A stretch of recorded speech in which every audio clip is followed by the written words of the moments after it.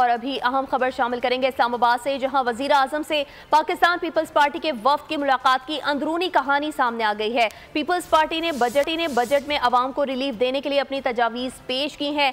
ज़राए के मुताबिक वफ्द ने सरकारी मुलाजमीन की तनख्वाहों और पेंशन में 20 से 25% इजाफे का मुतालबा भी किया है। मजीद तफसीलात जानेंगे फहाद चौधरी से। फहाद, आगाह कीजिएगा।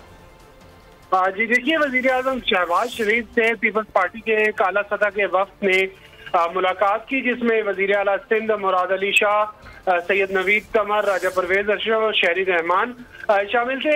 जराये के मुताबिक पीपल्स पार्टी ने बजट में आवाम को रिलीफ देने के लिए अपनी तजावीज़ पेश की हैं, जबकि सरकारी मुलाजमीन की तनख्वाहों और पेंशन में 20 से 25% इजाफे की तजवीज़ भी दी है।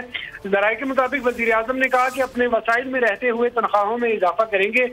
सिंध हुकूमत ने विफाक के तरक्याती मनसूबों के लिए फंड की फराहमी तेज करने का भी मुतालबा किया। जराये के मुताबिक सिंध के नए तरक्याती मनसूबों की फहरिस्त भी विफाकी वजीर एहसन इकबाल को पेश की गई। वजीर आजम ने पीपल्स पार्टी की विफाकी काबीना में शमूलियत के हवाले से अपनी ख्वाहिश का एक बार फिर इआदा किया। इस बारे में जवाब पीपल्स पार्टी ने यह दिया कि हतमी फैसला सदर आसिफ जरदारी और बिलावल भुट्टो जरदारी करेंगे।